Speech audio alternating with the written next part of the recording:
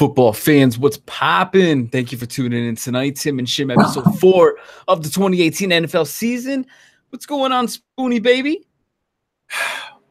It just felt so good, Shim. Oh my God, it was some good football games. Going out there, seeing the rookies play. I'm happy, Shim. You're happy. I'm just ready to talk good football. Get some fantasy going. We're gonna have a Tim and Shim and our Combine 360 draft coming up soon. That'll be specialized, especially here on Google Hangouts. So that should be fun in a few Sundays. But tonight we're gonna talk a little NFL preseason. We got some camp news just to touch up on. Most special, we got our take it or leave it segment. We're gonna be covering the NFC East. We're up to now, and then of course in the next few weeks we'll be covering the rest of the NFC conference. So Tim, I say we get into it. If you don't have anything to start off with, all right. And she's already starting tonight. Sally, thank you, honey. Jeez, man. You know, it's been 2 minutes. Tim says hi, by the way. All right, here we go, baby. So looks like the first subject of the night is going to be Mr. Terrell Pryor. He's had a couple spats just this week, Tim. It's been rough for him. First, we basically have everyone seen this. It's been circulating on social media, the Terrell Pryor little DJ Swearinger kind of butting of the heads we have here. Well, not really even butting heads, but a little fakey here. And then, you know, Terrell gets a little faked out. You know, this kind of like epitomizes to me, Tim, just Terrell Pryor's like career after his 2016 debut with the Browns. He looked promising, getting 1,000 yards on a team that had nowhere to go virtually. And then he just lands a thud in Washington last season. It looks here like the players basically did not respect him much last year, and they even might have thought he was kind of scared and soft. I think this kind of just epitomizes overall, you know, what Washington might have thought of him. And he's already showing it with the Jets. And, you know, we already got something going on here. Todd Bowles is already getting pretty pissed at Terrell Pryor. Pryor, I guess, disclosed something to the media about having a broken ankle back in May. And Todd Bowles was not happy about that. He said, well, I believe Terrell Pryor should just shut his mouth and leave the injuries to me. Wow, outlook isn't looking good so far for Terrell Pryor, man. Especially for a wide receiver that really needs to like have a contract year. It's a make or break season for Terrell. So, what do you make of all this, man? Do you think shit's on the downhill for Terrell Pryor? Shim, I want to applaud Todd Bowles first for speaking up. You know, a lot of fans out here, people are saying that he's a puppet. He won't be here long. I love the fact how he spoke. He never really heard him in the past be so strong like that. And I'm happy a coach would do that. Terrell Pryor should understand. Keep everything inside the locker room. Don't give too much to the media. Everybody knows that. Todd Bowles is a former player as well. So I love it. Now, is he on the downhill, Shim? I don't know, because if for some reason the relationship between Todd Bowles and the Jets don't work pretty good, I may see another spot where Des Bryant has an opportunity to sign later on. That could be a spot for V United with Hugh Jackson. So I won't say yet. If for some reason downhill, you know, he gets cut off, he may have a chance. Well, Cleveland's a team that seems to be hurting for receivers. They just got rid of Coleman. They already had Pryor. Why would they ever want Pryor back in their arms? You know what? He thrived over there with Hugh Jackson in the past. You know, you always want to go with a player you're comfortable with, knowing the system. So that's why I won't say downhill. And again, he's 6'5". He got some speed. He won't be a number one threat, but a lot of teams, the Philadelphia Eagles could use him. Alshon Jeffrey might be out 6 weeks. You know, my Dallas Cowboys could use him. Your New York Giants, anybody in the NFC that we'll talk about later on. The New England Patriots. The Patriots, you know how the Patriots need some. You know, they already had their missing age receiver for 4 weeks for controlled substance. So I won't say downhill. But I know one thing. Come on, Terrell Pryor, you should know better. Don't tell the media. I think you're being way too nice for Terrell Pryor right now. I think I am. He's already on a much needy wide receiver team in the Jets. They have nobody but Robbie Anderson, and Robbie Anderson on any other team is probably I don't know, wide receiver 2, probably 3 on most. It doesn't look good in my outlook for Terrell Pryor. I don't know what he's going to make of this season. He had 20 receptions last year in Washington, where he should have actually thrived with Kirk Cousins. I was high on the dude fantasy wise. He put egg on my face. Quick shout out, Quincy Wells. Thank you for tuning back in. Been a few weeks. Thank you, brother. RD Smith, what's good, man? Good to see you. Good friend of mine. And Mr. Dula, good long-time Fury and Tim and Shim companion and our college elitist, should we say, our little college guru. Thank you for coming back, brother. Terrell Pryor, man. Yeah, dude, I don't want to give away any spoilers for HBO fans, but Hard Knocks last week, and we're going to be blessed with another episode tonight as well. But there was a little segment with Jarvis Landry. I don't know if you caught that, Tim, where he gave a little speech inside the wide receiver room. Boy, oh boy. If you haven't caught that, I want you to watch that, because no way in hell would Terrell Pryor survive even that wide receiver meeting alone. He probably would have walked out and be like, yeah, you know what? I kind of fit that mesh. I'm gonna get my slides and I'm gonna slide on out of here. Little curl. Listen. I'm not saying he's excused for what he said. He was dead wrong. But I think a team will give him a shot out there, depending on the position. But the one thing I don't like about Terrell Pryor, this is old school. If you get into if it's the New York Jets versus the Washington Redskins at practice, and a brawl comes out, brawl starts to happen, you get your ass in there. Listen, you get one.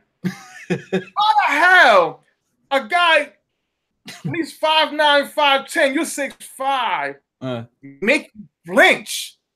He made that brother flinch, Jim. I mean, he turned around like broken neck. I mean, oh my God. Like, Terrell Pryor, this guy's half your size. You should be making him flinch. I don't know what he thinks. Does he think TJ Swanger has like a little gumball fist, like he was gonna get through his little face mask area and punch him in the eye? I didn't get it either. A full football helmet and shoulder pads on. He did. Listen, he came out and he came out and did a move like if it was a dance move. That's how bad he flinched. I'm sorry. I mean, I like my wide receivers tough. Yeah. RD said Pryor was going to go into the practice and said they were going to handle the Jets accordingly. or handle the Redskins appropriately. I'm sorry. Yeah, he did that. Yeah, he did that, right? And more.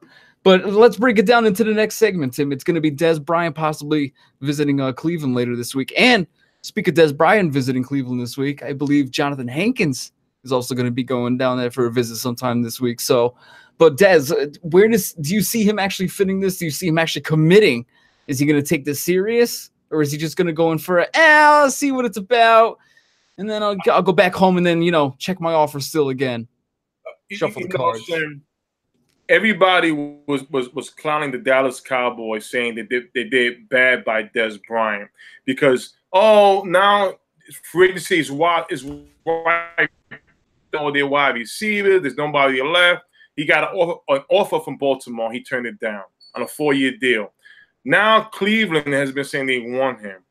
Again, his mindset that he thinks he's a top 5 wide receiver. Okay. From his production standpoint, he's not, and I can tell you that. But a team like Cleveland, Dez, put yourself in there with Josh Gordon and Jarvis Landry, Tyrod Taylor, a nice running game, a good offensive line, decent defense, Hugh Jackson. If you want to make some money, sign the 1-year contract, perform. Prove that the Cowboys was wrong in releasing you, Dez. Don't stop waiting on the New York Giants to see if they're going to take you for revenge, or waiting on a team on the Cowboys schedule that you want to have you rent. If you only come to play for 2 games, it's worth it. You don't deserve to be on any NFL team. Okay, if you go in there with being hungry, the same ambitious as another NFL team like the Browns who want to win, that's the team for you, Dez. Right. That's the team for you. The dog pound. Be that dog. be that mean dog, sign that contract, and compete. You know, it kind of makes sense. It's funny that RD brings this up because I kind of had this in the back of my mind too. Hollywood Brian, you know, he's Brian is only visiting Cleveland to get on Hard Knocks and get offers that don't exist today. So you know, it kind of makes sense, you know, because Dez, while he says he's, you know, no drama, doesn't need all this, he's been all over Twitter this offseason. He's been Twitter hands McGee. I easily could see him using the platform in front of the HBO cameras to kind of get his truth out there or whatever the hell he wants to get off his chest. And, he's going to do it. He's going to be like, yeah, so this is basically how it happened. Yeah. Oh, there's HBO cameras here with big microphones hovering above me. Hi, guys. We were just having a private convo. That's how he's going to get it off. And he's going to be, this is Dez. This is me. I'm innocent. I'm just here. My heart's to the game type of thing. So it makes absolutely perfect sense. Why wouldn't you too? Why wouldn't you sell yourself on one of the biggest platforms in terms of sports when it comes to, preseason football, Hard Knocks? There's nothing else out there this summer other than watching Good Morning Football and NFL Network for the most part in the morning. So this is a fantastic platform for Dez to get on, kind of show him in his attitude and where his mindset is. And, the owners are going to be watching. You watch Hard Knocks now, you see Hugh Jackson's conference room. He's got a nice 60-inch thing on NFL Network, always tuned in, I'm sure. I'm sure all those damn owners and coaches do. They want to see what's going on all around the league all the time. Whatever flashes or pops up in social media, it's going to make its way there. So I could absolutely see that happening. Now, as for a fit down there, I'm going to be honest. To me, Dez Bryant is still more serviceable than Ricardo Lewis or Rashard Higgins on their roster. Like I said, they just got rid of Corey Coleman. They obviously saw nothing really in him. Jarvis Landry is the clear-cut number one. He's the leader of that offense right now. And Josh Gordon, God bless, I hope he makes it back. I'm really rooting for the guy. I don't see why he can't make it. I hope this is just additional rehabilitation and just proactive therapy for his own mind. But other than that, why wouldn't you give someone like Tyrod or Baker that security blanket too? I think he could still be an end zone threat and even open it up for people like Njoku and their running back stable back there. So yes. I don't see why it wouldn't be a decent fit. And it's going to be up to Dez, though. He's looking for a contender. We'll see how much he views them as being a contender. Tim, preseason winners, if you want to go over those. Did you want to start off? I mean, hey, Shim, I was impressed. I was happy to see these guys get going. I'm give my credit to Cleveland Browns, of course. Baker Mayfield, I'm sorry, incredible. He threw a nice touchdown to Njoku. I forgot the receiver's name out of Florida. Excuse me, the rookie who just got in trouble again with marijuana, but he threw another touchdown with him. Barkley, I know a lot of us fans was like, it's only 39 yards. Great for Giant fans for them to enjoy it. See Barkley run the way he run. He's a rookie. He's not going to get it right away. He might not. He just might. But it was those two to me were the highlight of NFL preseason the first week. Also, props to my man Michael Gallup. You got to show a little biased love, right? I had to say, man, I'm not gonna get enamored with glorified practices, but just seeing Saquon on that one run, it was like, oh my God, that vision and that patience. I haven't seen that in a Giants uniform probably since Tiki Barber 12, 13 years ago. I'm excited. God, I hope he stays healthy, but again. But there was like 5 or 6 players that kind of, I was like, oh, let's see. These guys look promising going into the regular season. One was, to me, was Sam Darnold. He looked like the top 5 pick. He was guaranteed to be back in the spring. He went 15 for 19 on passing, threw for a buck and a score, and he protected the ball extremely well. I think he's going to be just fine. Out of Detroit, I really liked how Kerryon Johnson looked. His stats say he only had 9 rushes for 41 yards, Tim, but he had more than that in the second half where Kerry got called back on a penalty. And he had broken 3 tackles and got 37 yards after that on the contact. So that's pretty promising on limited snaps. And then DJ Moore out of Carolina, our little Stephon Diggs protege out of Maryland. He's one of my favorite receivers in this draft class. He snagged all 4 of his targets for 75. He also displayed great run after the catch ability and broke 3 tackles on 1 second-half catch. He's going to be a problem if Cam can actually get him the ball. That relies on his accuracy, though. And we were just talking about David Njoku. He tore up my Giants, was looking like the beast of a tight end that Cleveland drafted him a year ago to be. Hauled in 2 scores, burned a linebacker at the seam for a 36-yard score. It might have been Ogletree, can't quite recall. And on the second, he outjumped 2 defenders in the end zone. So this could be a sophomore breakout.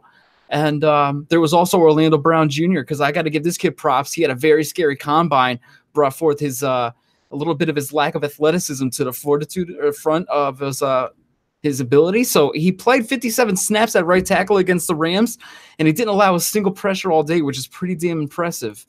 And Harold Landry from the Titans, Tim, another second-year player, he looks to be escalating his play from his rookie season. He played only 13 pass rushes, but he got a strip sack and another hurry. Pretty damn solid. And then other than that, like I said, Saquon, I hope we can get that from him every damn down in the regular season. God, do we need that? God knows we need that. Well, another thing I want to point out too, Shem, I want to give credit to Mitch Trubisky. That's another improvement. Mitch Trubisky, basically, he, last year people was complaining about how the Bears gave up so much for, to get this guy, but with the talent they surrounded with this off season, and we saw him coming through. I'm like, wow, he really improved. I didn't want to mention Kerryon Johnson. That's a fantasy. I know people are watching my league, so that's for the secret subscribers. Yes, but you know what, it was fun. And you know what? Speaking of Harold Landry. I was reading up on a scout that came out and said that, after watching him in his first game, he reminded him of Von Miller and Khalil Mack's mix. I'm like, wow, that's a damn comparison. Those are the two right now in their prime, the best in the NFL. So it was a good week, very fun week. Now week 2 comes up.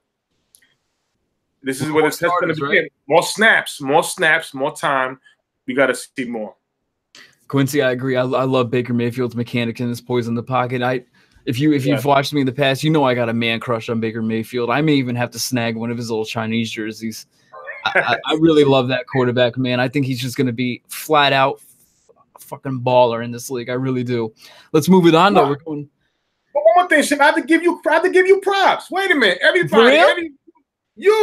Every viewer, understand this. I'm going to tell everybody in the world right now. My man Shim watched the New York Giants fall. He had a T-shirt. The T-shirt said, "Tank on for Saquon." Damn it. He got him. I didn't think it was going to happen. He said, "Tank on for Saquon." It was excuse me. I was about to throw up the bleep, bleep, bleep. Oh, yeah. It's a passion. He had everybody rolling. He had Giant fans rolling. Tank off for Saquon. Tank off for Saquon. Tank off for Saquon. Wow. And that was back in October too, because our damn season was over that early.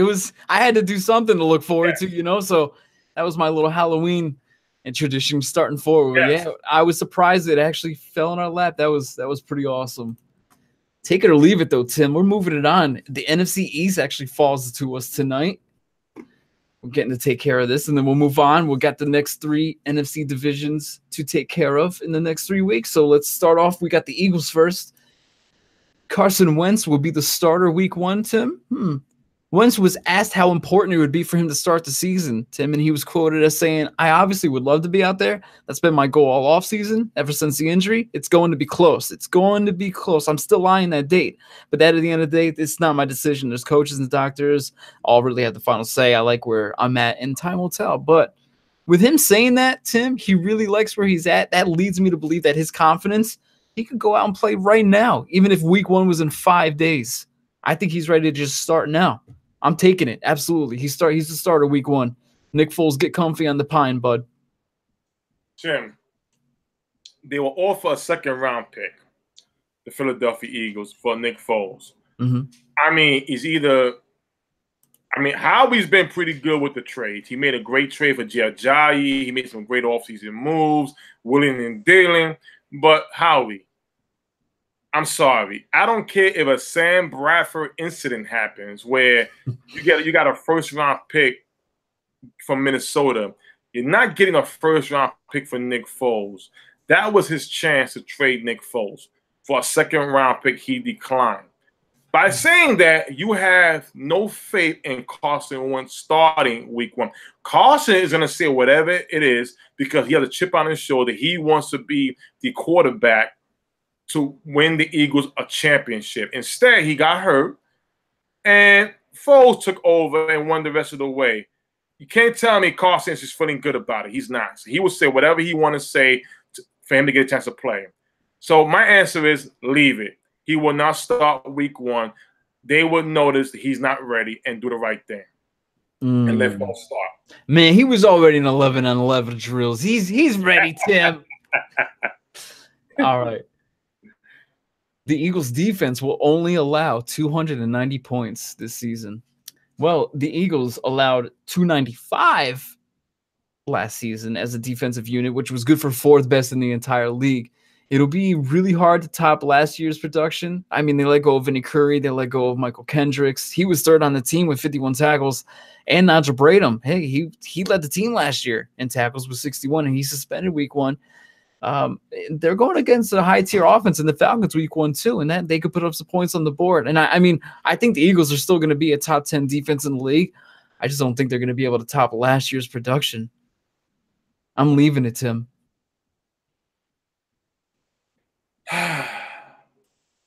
Jim, to Eagles fans out there, congratulations on winning the Super Bowl, your first Super Bowl. Mm-hmm. And I'm going to say this. Enjoy it, because that's the last year we're going to see for a long, very long time. Oof. Jim, as you look down the schedule, okay, you're going to have an Alshon. First of all, the Eagles defense is nowhere near like Jacksonville, Minnesota's, or even though they beat Minnesota, but Minnesota's better. Okay, Jacksonville's, the 2000 Baltimore Ravens. The Eagles don't have a special defense at all. They won the championship last year. Okay, going forward. Okay, now you bring back the pieces. Michael Jenkins is an old safety. He's not in his prime like Eric Berry, Harrison. He's got great. He's still great for teams. Still a starter. Where's Michael Bennett? Last time we heard about Michael Bennett, is there some core issue? Has he been in camp? I mean, he's supposed to be that starter on the other side, right? Wait, did the Eagles pay Graham the money he wanted? I don't understand, Shim. So what I'm saying is the pieces that have problems has not been resolved at all. Now, look at the schedule, Shim. First week of the season, you're playing the Atlanta Falcons. Yep. The Atlanta Falcons got better. Did the Eagles get better on defense? No, they did not. Okay. After that, we're going with the Buccaneers. All right, Winston may beat it, but the firepower's there. I'm going to give it a team like the Tennessee Titans. I'm going to give it your New York Giants. Okay? Hey, Odell's there. Odell's makes everybody better. Okay? You got the New Orleans Saints. I mean, you got the Rams. You got my Cowboys. Don't sleep on my Cowboys, Eagles fans. So, you said 295? They're going to get 4 and change. I'm going to leave it. They'll score more than 290 points. This will not be the same Eagles team as last season. No. Jay Ajayi will have 650 rushing yards in 2018, Tim. It's hard not to believe that Ajayi can't average the 41 rushing yards a game it's going to take to accomplish this feat. I believe we see Ajayi get around like 900-yard mark. There's really no other like running backs that are going to really, threaten him with the carry time. Corey Clement will be a nice change of pace, and they still have Darren Sproles back there. Right. Yeah, I'm going to take it. Ajayi should have it no problem. This is last year of his contract. I wouldn't be surprised if they move him during the season. Howie Roseman will and deal. Very aggressive. But as an Eagle, I can see him get over 1,000 yards easily. He's the best running back on the team, without a doubt. He was a great addition. But I just don't, let's see what happens. Yeah, exactly. Zach Ertz, though, will have 10.5 receiving touchdowns this season. I'm taking this, Tim, because the Eagles finally got rid of long-time tight end Brent Selleck on March 13th, and it couldn't have been more music to the ears of Eagles fans and Ertz fantasy fans everywhere. Every season since 2013, Ertz has been starting more and more games, starting with 3 in his rookie year, and he climbed to 13 just as of last season. This year, I thoroughly expect him to be the starter for all 16, and with a healthy Carson Wentz, I thoroughly believe Ertz can hit the 11 touchdown mark as he had 8 last year. And Jeffrey starting the season on PUP, that could lead to some increased targets during that period. I'm taking it. Sim, I agree with you 100%. Listen, he may get 15 or more. Also, maybe out for 6 weeks. They have addition of Mike Wallace, the addition of the drafted rookie Dallas Goedert. He's there, but we don't know. He's injured with an elbow injury. But yeah, for sure, I think Ertz got to pick up the slack of the PD receiving corps. So why not? I wouldn't put it past. He could average maybe 2-3 a game. Absolutely, yeah. Easily. He's going to be high up there with Kelsey. We're going to move it on. We got the Dallas Cowboys coming up on the take it or leave it. First one up is going to be Dak Prescott will throw over 3,600 yards this year. Phew. All right, Tim. So Dak had 3,667 in his rookie year. He also had one of the best teams around him in quite some time with Dallas. So good that if Romo had remained healthy for that season, there was serious playoff run implications rumbling from that squad. Even with Dak, Dallas was able to accumulate a 13-3 record. Dak isn't the greatest pocket passer, and he'll be experimenting this season to see if Gallup can replace that true number 1 they had that's now missing in Dallas. This offense ultimately will be handled by Zeke and how well he can manage this offense as a runner. He's never going to be a lights-out passer, but with Zeke back in the fold for a full year, and even with Jason Witten gone, we should see Dak hit that 3,650, 3,700-yard passing mark. I'll take it. It won't be a lot over, but I'll take it. I'm leaving it, Shem. I'm leaving it. Really?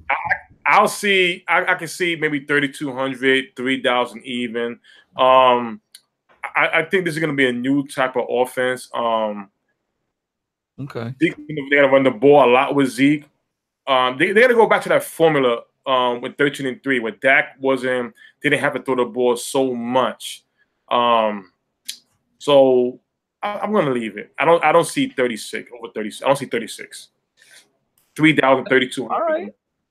We got some rare unbiased Spoonie here, folks, tonight on Tim and Shim. So for those of you that have archive machine or you can bookmark this video, I would suggest you do that. Highly recommend. Guilty. What do we got here, baby? Ezekiel Elliott will have 1,500 rushing yards this season. So, Tim, I mean, Ezekiel nearly had 1,000 yards last season when he was only able to play 10 games thanks to Goodell. In his rookie season, he only played 15 games as well, and was able to strike up 1,631 rushing yards on 322 carries. Now that offense focal point will be Zeke on this offense this year. I don't see those carries dipping any, and we'll be seeing Zeke potentially play most games this season the most in his 3 years in the league. So I'll take it for over 1,500. Absolutely. He's capable, Shin, but I'm leaving it. I don't see it. You lying? Why are you lying to the public? Listen. Dallas, they love Rod Smith, the backup running back, and they love. Hopefully, he makes the team. Bo Scarborough from Alabama, 2 thumpers, and you got Tavon Austin. Tavon Austin is going to be doing a lot of these swing plays and stuff like that. So the thing is not to wear Zeke down. It's to keep him fresh as much as possible for the long haul. If Zeke was getting, like, say, 25 carries, I could see maybe 25 less than. If he gets a lot of these long ones, maybe possible. But to get to 1,500, I mean, in the rookie year, what he has about 17, right? About 1,700, I believe. About 1,630, about, yeah. About close to 17. Okay, so but see now, and at that time, I can see him repeating that though, even like around 1,550, 1,600. Yeah, I can see him getting that again. Yeah, but he's going to be using it in the passing game as well, which he wasn't used the first season. So that's going to be another thing where, okay, let's not wear him out too much. I can see from scrimmage he'll be high because now he's in the passing game. I'm going off with more Rod Smith and Bo Scarborough getting some of those snaps from him. So I'll say like Rod Smith. Yeah. So it's possible he can. Not saying he can, but I doubt it. Well, I mean, Rod Smith would be a change of pace back. I mean, Zeke is he's gonna get those 300 carries. I don't see how he doesn't get the, I mean, hey, I'll take your word for it for now, but I guess I'll take your bias over on this one. Jason Garrett, though, this should be an interesting one. Jason Garrett will be fired if the Cowboys fail to reach the playoffs. Now, Tim, I think it's getting to the point where if they fail to reach the playoffs, management will have to make a front office move as the fans will become unsettling with Garrett still holding the clipboard. I mean, some fans, you might be one. We've heard it from some. Some fans want him to go on for a few seasons now. I can't imagine the patience will retain for too much longer with another non-playoff contending year. I mean, Garrett has been the head coach since he took over Phillips during the 2010 season. And Garrett has only won the NFC East twice. That was back in 14 and 16, and lost in the divisional round both of those times, both being 12 and 13 win teams. They were good teams too. So, in fact, since Dallas' last Super Bowl in 95, Dallas has either lost the wild card or divisional round 9 times since the 96 season. So the Joneses, this is what they'll do. They'll look to make a change after this year, and this will, this is how you do it in management. You just refresh, get the fans hype for something. A la what they did with the Giants, get rid of shit McAdoo, get us hyped with new management, a fresh change of pace, and you make the fans happy. Send out a little letter telling them, this year is going to be different. We're going to go out and this is our new mission statement. This is our new focus going forward for 2019. And, so you know what? I'll take it. I think if you guys fail to reach, I think Garrett is gone finally. I'm leaving it, Shim. Oh, I'm leaving it. Oh man, we're 0 for 3 on Dallas. I'm being fair. 16, it was Jason Garrett's last year of he's supposed to be his duty, but they made the playoffs. He got signed. So it's been so far the last year of his contract. Dallas had a great season, but we have to look at the process going along. For the first time, this is actually Jason Garrett's football team. Remember, he took over the team as an offensive coordinator, and whatever was on the team, he took over. Romo was never his quarterback he ever drafted. Witten was there. Des Bryant was there. He was an offensive coordinator at the time. Now, when Dak Prescott came out to the scene and he had a choice between Romo and Dak, he chose Dak. Okay, he made the call on Des Bryant once Witten announced his retirement. If Witten would have never retired, I'm pretty sure Des Bryant would still be a Cowboy. So, the team now, Jerry Jones don't make the decisions no more. It's between Stephen Jones, Jason Garrett, and Willie McClay.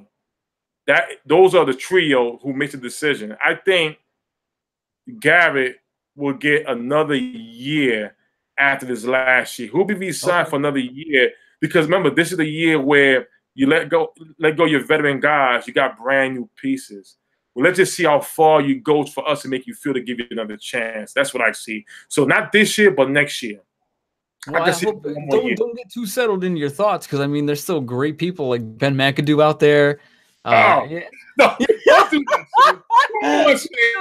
Don't give us one Ben out there. Not Ben. Ben, I'll take Chip Kelly. No, I don't want Chip either. He must be younger. Not Chip either. Hey, still got some great coaches, Tim. Hey, where's Jimmy? It's an upgrade, am I right? Jimmy! Where's Jimmy Johnson at? He's still out there in the island somewhere fishing. Get his Jimmy. Oh man, I'm tearing up from that one. That was good. Oh, Allen Hurns, though, is he going to lead all Dallas wide receivers in receiving yards this year? I'm inclined to believe it because, Tim, there's nobody else on the roster I see taking that title right now. I mean, Gallup, he could be a great productive rookie for you guys, but no way I feel that as a rookie he's going to lead the entire team in yards. And I mean, he's working with Dak. You're not going to – if Dak was Peyton Manning maybe, but let's be real. And Terrence Williams is just Terrence Williams. I know your frustration with T. Will. You already know what you got with him. So Cole Beasley, you could have a shot at him with the targets he may see, but in the slot position, he's going to need some big time yak to accomplish that. So I believe Hurns is actually going to be the default target master, which will ultimately translate to him getting more receiving yards on the year. So fantasy, yes, I do believe he will be the top man in Dallas. Sam, I'm leaving it. Oh, 0 for 4. You're just doing it to make it an offer. Listen, I love Hurns. You know, I love him as a Hurricane. Undrafted too at that. True. And, you know, he wore the 80, but now he wears number 72, which I understand. I know why. But I'm leaving it, Shim. I love the fact. I love the fact how Cole Beasley. Remember when Des Bryant was out was out 6 games during the 2 seasons ago. Beasley came onto the scene, had about 700 and change, and it showed. Damn, why wasn't Romo and Beasley connecting like this? Like Beasley was just there with Romo, but with Dak, Beasley became the guy. Then you also have to look. I'm fully in love with a player, man crush. I'm married, man crush. Nothing is wrong, but you know, just man crush. Blake Jarwin, the tight end. I'm gonna give a shout out to BJ Mix, Dallas Cowboy Star Gang, good brother. And we was talking, and he was telling me, watch out for this kid, Blake Jarwin. And Blake Jarwin was a tight end that last year the Philadelphia Eagles was trying to steal from our practice squad. And Dallas quickly activated him for you know, that way they can't snatch him. And they're really in love with this guy. They think this guy could be he's a faster version of Jason Witten. So I'm calling out Beasley and watch the tight end Blake Jarwin. Also, Michael Gallup. I wasn't expecting. I mean, listen, I know it's preseason, but normally the rookie, when a quarterback would throw to his favorite target, and it was Michael Gallup. And let's not forget Tavon Austin either.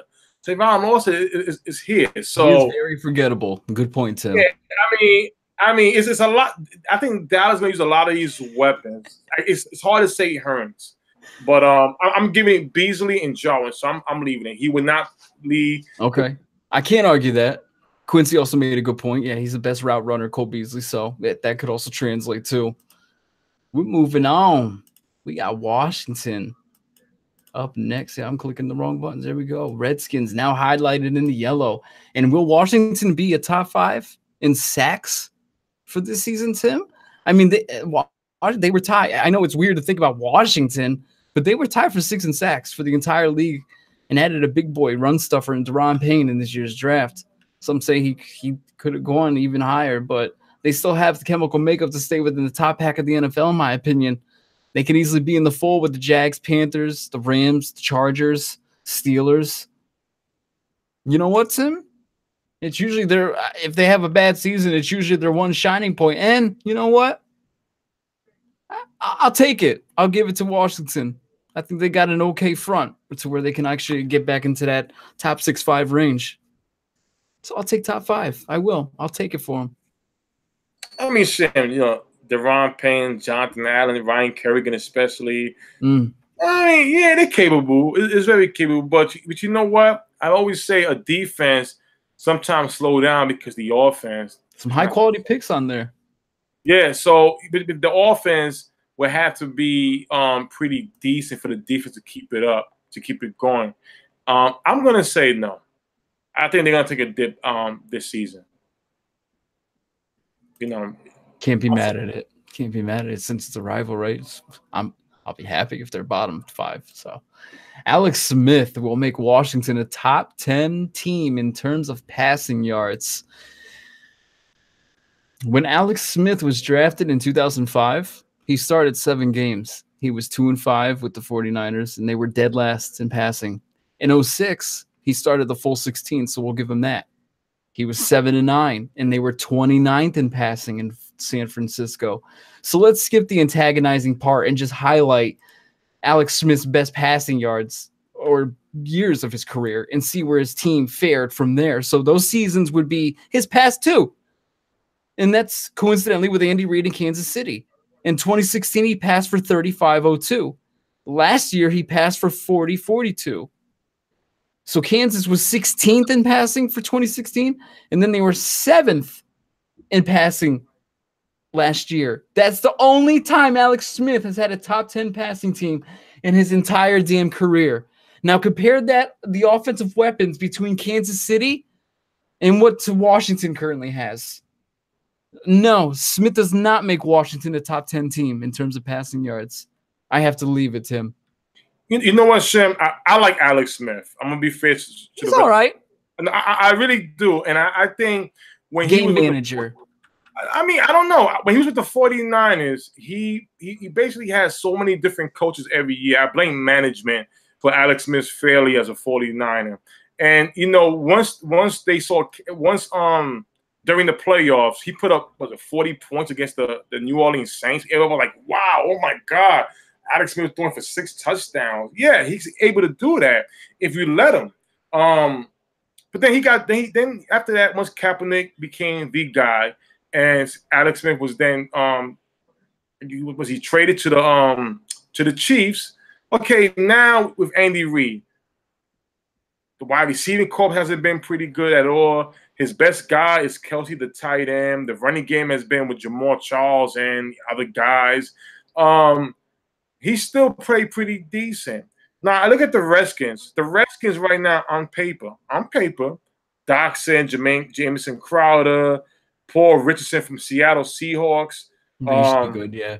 Yeah, I mean, you know, Brian Quick, Reed, the tight end, if he can stay healthy. This is his best offense in a long time. But fans, because the injuries, Jay Gruden again, Daniel Snyder, you know, and then, you know, it hasn't been pretty good. So I'm going to say no. But I do think he will put up his best numbers with the Redskins compared to all the other teams. I will say that. He will put up his best numbers with them. He's capable of doing that. But I don't see him being top 10 in passing. Quick shout outs on the wall of live feed YouTube chat. RD Smith, he's actually a Redskins fan, and he says, doubted no proof that the running game is strong enough to open up the passing game, and Jordan Reed will miss 5 games at least. Going to be tough. Quincy says, I think he holds the record for not throwing a touchdown to a player at the wide receiver position in consecutive games over a 2-year span. I think you're pretty on point. I do remember that time lapse because they went crazy when Alex Smith actually threw it was a touchdown pass like Tyreek Hill or something it was. Yeah, I can absolutely remember that. And that's one of the reasons I do not like Alex Smith. He's a dip and dunk little check down kind of passer. And when he does air it out, it's maybe once or twice a game. And does he hit it? Yeah, sometimes he does. And people go nuts, but it's never consistent. And it's never like, oh, he's going to wow you with his down the field passing. But Shim, you know what? I mean, Pat Mahomes. If you think, here's the thing. Alex Smith. Love Pat Mahomes. Oh, I'm sorry. Love Pat Mahomes. Oh, no. Wait. Another man crush. You love him, Sim. You give me that mean look. I'm sorry. I don't mean. I'm not trying to down the guy, but he's a rookie. Now, all right. Conley and Tyreek Hill. Tyreek Hill's fast. Let's keep it. He's not no top 5 wide receiver. Kelsey's a tight end. No team in the NFL in this era, their best weapon should be a tight end. I'm sorry. There's receivers that come out this draft, so many wide receivers over tight ends. You mean to tell me you don't think you need to get one? You're turning Tyreek Hill, 6th-round draft pick, to be a number 1 target. He's a 5'9", 5'10". That's not that easy. You understand? So Mahomes will understand this season what Alex Smith went through. He will understand when you see anything doubling up, Kelce. Oh my God, where I'm gonna go to? Throw to Chris Conley or throw to that backup tight end who we don't know of. Hey, that guy right there. That guy. I don't know his name, but that guy. Yeah. That's the point. So we're gonna see. We're gonna see. Oh man, our next one, we actually had this one typed up prior to the week of the game, so I do apologize, Redskins fans and NFL fans. We had this one typed up as if guys would have 950 yards from scrimmage this season. Unfortunately, we all know this is a now leave it. But you know what, Tim, let's discuss now with Darius out of the fold. We can switch this up a bit. Who will lead all Washington backs in yards from scrimmages this season? We could talk about that now with Darius Geis out of the fold. So I'm not inclined to say Rob Kelly or even Samaje Perine. I'm going with Chris Thompson, crazy enough. It's crazy to think, but the part that we'll be focused on with Thompson's game is the receiving aspect. He's an animal. Perine is not a pass-catching running back like Thompson is. And now with Alex Smith, the check-down king playing in Washington, we should see Chris Thompson's targets hit around that, I would say, 50-55 mark, maybe even 60 targets. And you can see, I could see around 300 rushing yards and about 600 receiving for the guy. So ultimately, I'm giving him the scrimmage yard lead over the others. Samaje, he may come in around, maybe 850 scrimmage yards, I would say. I think Thompson's receiving is ultimately going to put him over the top to take that crown. I'm going to tell you this, Jim. I agree with you. My pick is Chris Thompson. It showed last season, but you don't want it to be Chris Thompson. Chris Thompson should be that extra piece, not the main piece. Samaje Perine is a thumper. He had a couple of pretty games last season, but then Rob Kelly was another one who people thought that he was going to be the main guy. After that, they drafted Samaje Perine. I want to say this, Redskins fan, in no disrespect. All right. There are better number 2s and number 3 running backs on a roster who may be getting cut or a team may be willing to trade that's better out of any running back other than Chris Thompson right now. If I'm Jay Gruden and I'm Daniel Snyder, I'm getting on that phone and I'm making a call. What do you need? Because I know you have guys for next year, but the Redskins are back to square one. No running game. And if Chris Thompson goes down because he's getting the load, OMG. It's not a good look. Won't be a good look either way. It's already not getting a good look. So let's move into the wide receiver position where this hasn't been a good look. Josh Doctson. Does he finally surpass 1,000 receiving yards? Nope. This was the easiest one to answer for me, aside from Darius Geis tonight. Josh Doctson is the epitome, to me, of soft. It's basically what they had in Terrell Pryor, and they got rid of Terrell Pryor. He's going to rob Washington of his entire rookie contract, and then he'll most likely get a deal with another team where he's going to turn things around, which he never really will. You could chalk up Doctson as a bust. Leave it. Well, ladies and gentlemen, on Tim and Shin, we have a special guest. Josh Doctson is joining us on the Tim and Shin show. Doctson, come on down. Bring him in. Bring him in. Show me his face. What is that? This is Doctson. My name is Josh Doctson. I'm a Redskins wide receiver. No, I would not get a Doctson job. Are you kidding me? Listen, no disrespect. He's an NFL player. He made it. I understand that. But Shim is right. I mean, don't we got some good, healthy beers? Of course we do. Josh Doctson never is healthy. That's the problem. It's like he gives you a flash of a catch. A nice, and all of a sudden he's out 3 weeks or 4 weeks nursing a finger, nursing a hammy. I don't know if it's an injury flu from Jordan Reed or something. I don't know, Shim. I thought Jimmy Graham would be the only softest tissue in the NFL, but of course it just passed on to Doctson. And come on, let's keep it real. Hey, we all know you want to collect this NFL money, but damn, play like you earned it. Play like you won it. A finger, a toenail. I'm sorry, Shim. Softest tissue. Matter of fact, you know what? This right here is harder than him. Let's go with some shamans. Isn't he injured right now with something like he's rehabbing a shoulder or something right now? Yeah, come on, let's keep it real. Listen, no disrespect, Redskins fans, but Mr. Glass. What's the name of the movie? Was Samuel Jackson Mr. Glass? Hey, they should do a prequel. A prequel how Mr. Glass became, and Doxson will be in the starting role.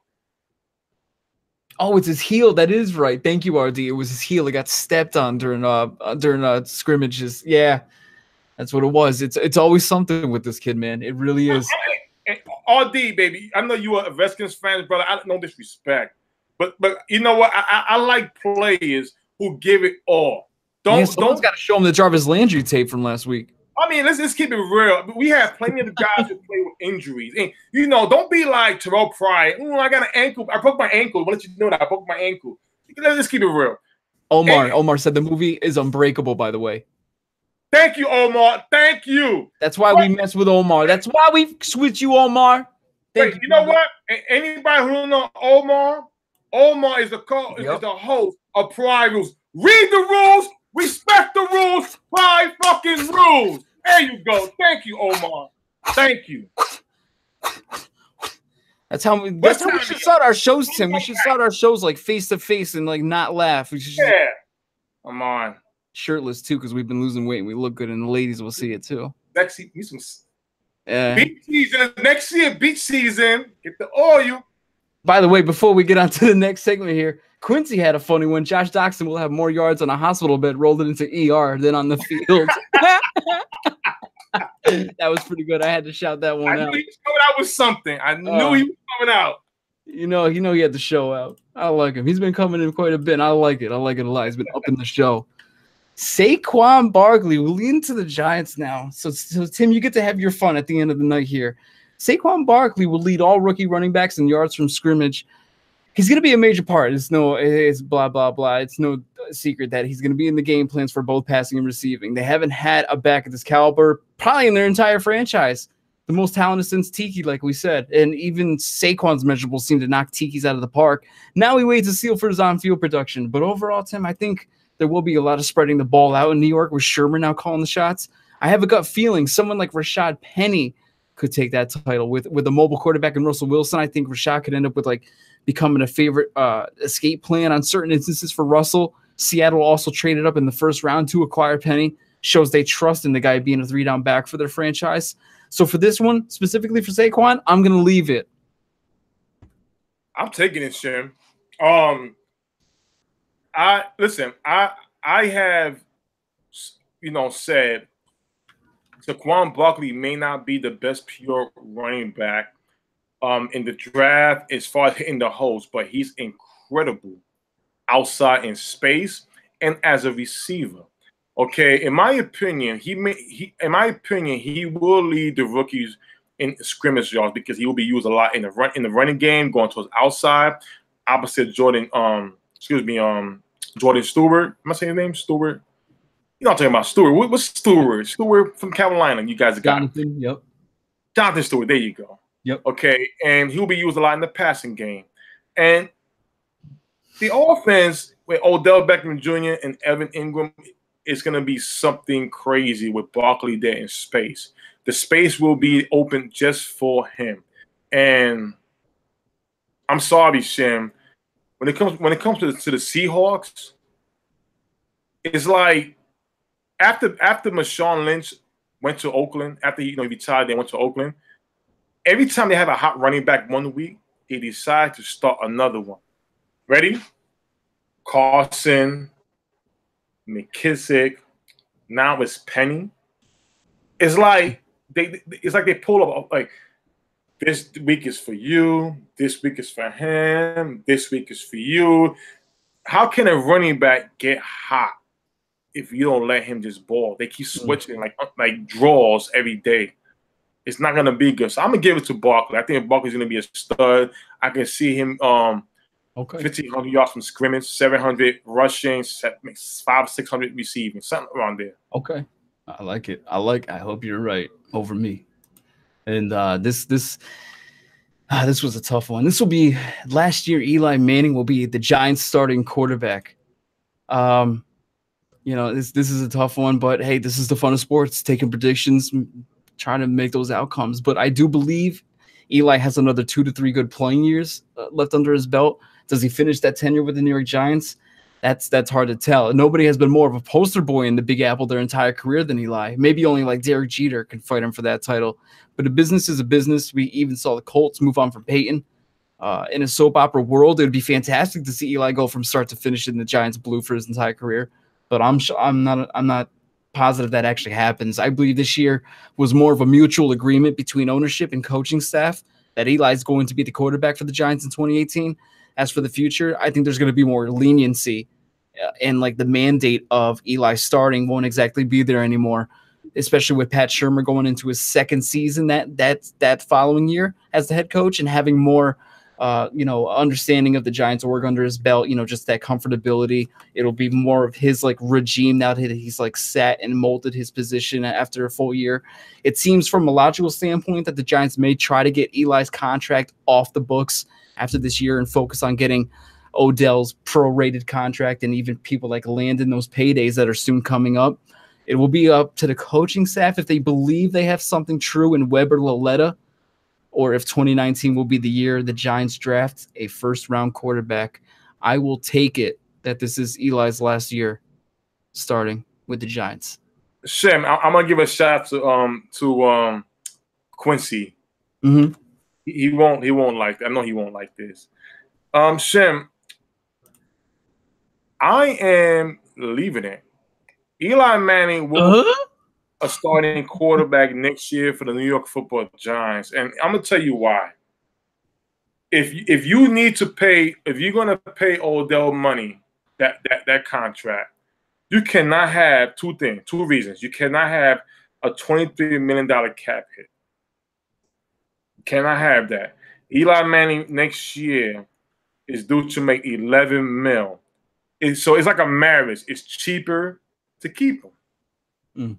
If you release him, it's $23 million cap hit. So, with that being said, it's impossible. Giants cannot afford that.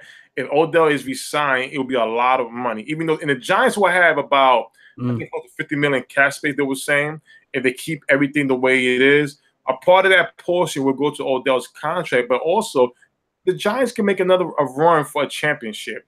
Again, Webb and Loretta are not ready. I'm sorry, they're not ready. And you don't need to rush. Okay, if you need Odell to be Odell, let's not forget who fed Odell. Eli Manning. Eli Manning also, without Odell, was feeding Ingram. So imagine if he has everybody in place. With the extra money, they could go out there and get some good free agents out there to put on the team. You're going to want that. And the Giants will not take a $23 million cap. And I understand. There's not many guys that play for New York they retire at home. I mean, except for Patrick Ewing, that's the Knicks. You know how the Knicks are. But Derek Jeter, Eli Manning, those guys won championship. They bought championships. It's hard to bring a championship to New York. Very hard. Crazy fan base, crazy city. So they're going to honor Montana too. Kansas City after. Yeah, they're going to honor Eli, but also smart. $23 million cap hit. That's not smart right there. Let him play it out, and it is what it is. And speaking of Odell, will he have 15 receiving touchdowns in 2018? All bias aside, I think Odell's poised for a big boy season. His best season was in 15 when he had the 1,450 yards. I really believe he can hit the 1,500-yard mark this year, even with the weapons that the Giants have been labeled as having this summer. The touchdowns will be interesting, though, because they have Evan Ingram. He could also demand a lot of red zone looks, as well as the addition of Saquon. He adds a legitimate red zone running back that the Giants have lacked for years. As for this contest, I don't think Odell will hit the 15-touchdown mark, so I will leave it. I think he gets his 13, possibly 14 scores for a good season. Well, Shem, I'm leaving it. I'm leaving it. My reason is because I think the Giants are gonna be more of a. They won't be throwing. They're gonna be. I mean, if you look at the Minnesota Vikings, how they was throwing that football, you see a lot of throwing the ball to the running backs. I think Barkley would have 5 or 6 touchdowns. I think Ingram would get some. I think Shepard would get some, which he didn't have that much in the past. So I can see Odell with maybe like 10. And I really do think Odell is going to make everybody else better. And he will be more comfortable where he don't have to do the most grinding stuff. Like this was like last season or the season before, for sure. But Odell was not surrounded. Now, you know, like we know another host, Brian, from the NFL Combine 360, with the host of Stephen Fogman, is like I told him before. Odell Beckham Jr. never had the surroundings that Antonio Brown had. Tony does not need to have 15 touchdowns. Everybody else around him will get better and keep him healthy, which is more important. So, all right, I like it. And the last one to wrap it up for the night is the Giants. Will they make the playoffs after a 3-win season last year? I mean, from being a 3-win team last season and having the number 2 overall pick, that's quite the turnaround for a franchise to go from 3-13 to potentially a wild card spot in the span of a year with a brand new coaching staff in place. The Giants don't have a cakewalk to start the season off either. As a fan, I'm optimistic for the turnaround from an abysmal and very forgettable season last year, but I'm also realistic. I'm not easily putting my eggs in the playoff basket. I'm hopeful that we turn it around and improve, by 5 wins, which is dramatic in the NFL. That would essentially make the Giants a 500 team this year. But ultimately, I think the expectations are just too high from a 3-win team last season to make the playoffs. So at this point, I'm going to leave it. Sim, I'm leaving it. I'm sorry to say. I've been more than fair today. I don't know why you say I'm being a homer. Hey, biased. I gotta hand it to you. I've been very cool. I'm impressed. All right, so I'm going to say that the Giants are going to start off the season 0-4. Oof. And if you allow me, me going off with a bang, I'm gonna say why. Jacksonville Jaguar at the New York Giants. I think that's gonna be a little bit too much. That's 0-1.